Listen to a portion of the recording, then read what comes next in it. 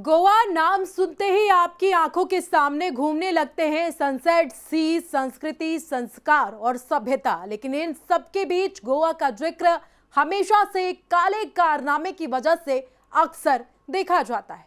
वो है जमीन घोटाला। और आज हम आपको बताएंगे कि एक और जमीन घोटाला किस तरीके से किया गया। इस खबर में आपको जो बताएंगे उसे सुनकर आपके होश उड़ जाएंगे। नमस्कार, मेरा नाम है सोनम सिंह और आप देख रहे हैं राष्ट्र टीवी। गोवा में ईडी ने एक ऐसी साजिश का पर्दाफाश किया जो न सिर्फ जमीनों को लूट रही थी बल्कि पूरे सिस्टम को खोखला कर रही थी। एनफोर्समेंट डायरेक्टोरेट यानी ईडी ने एक प्रेस कॉन्फ्रेंस की जिसमें खुलासा किया गया कि 27 नवंबर 2025 को उन्होंने prevention of money laundering act यानी पीएमएलए 2002 के तहत 19 अचल प्रॉपर्टीज को प्रोविजनली अटैच कर दिया। यह प्रॉपर्टीज कुल 5 लाख स्क्वायर मीटर से ज्यादा एरिया कवर करती हैं और इनकी वैल्यू करीब 1 अरब 26 करोड़ 8 लाख 63 हजार रुपए। जी हाँ, इतनी बड़ी रकम की प्राइम लोकेशन, वो भी अंजुना, आसा गांव जैसी जगहें जहां हर इंच जमीन सोने का टुकड़ा है। अब सवाल ये उठता है कि आखिर खरबों रुपए का ये प्रॉपर्टी फ्रॉड हुआ तो हुआ कैसे।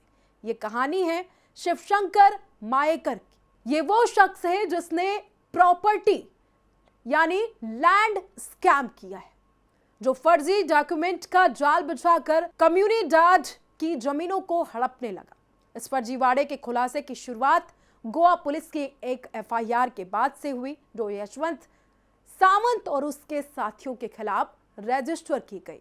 इन लोगों पर आरोप था कि ये अंजुना की कम्युनिडेड को ठगना चाहते, खासकर सर्वे नंबर 496/1 ए वाली जमीन को।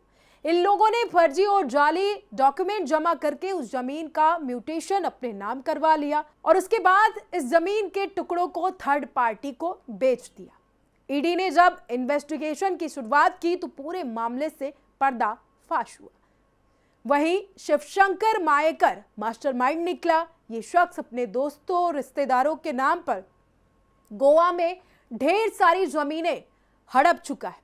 इतना ही नहीं, 9 सितंबर 2025 और 10 अक्टूबर 2025 को ईडी की सर्च ऑपरेशंस में 12.85 करोड़ रुपए की बैंक अकाउंट्स और दूसरे वैल्यूएबल एसेट्स सीज और फ्रीज किए गए। वहीं मायेकर को 1 अक्टूबर 2025 को ईडी ने गिरफ्तार कर लिया और अब भी वो जुडिशियल कस्टडी में बैठा है, जेल की सलाखों के पीछे सड़ रहा है। लेकिन ये तो टिप ऑफ द आइसबर्ग है।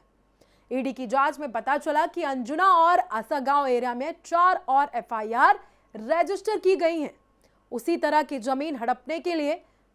इतना ही नहीं, और भी कई लैंड पार्सल्स की पहचान हुई जो इसी फॉर्मूले से लूटी गई। वहीं पीएमएलए के तहत इंफॉर्मेशन शेयरिंग मैकेनिज्म से ये details local law enforcement agencies के साथ शेयर हो रही। अब आता है असली सवाल, इनका मॉड्स ऑपरेंडी क्या था?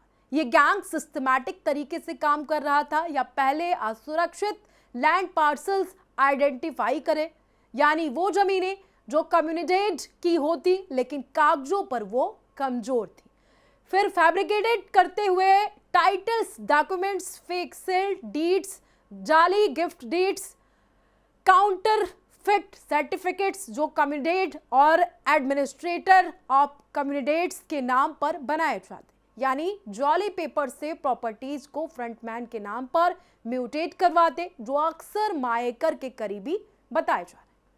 फिर उन फ्रंटमैन से वो बेचा और नया पीओसी जनरेट होता। ये चैन काफी लंबी थी, एक शख्स के जरिए दूसरे शख्स तक, दूसरे से तीसरे शख्स तक, इसी तरीके से ये फ्रॉड चलाया जा रहा था। कुल मिलाकर अगर कहा जाए तो एक ठगी से दूसरी ठगी और दूसरी से तीसरी ठगी का ये सारा खेल खेला जा रहा था।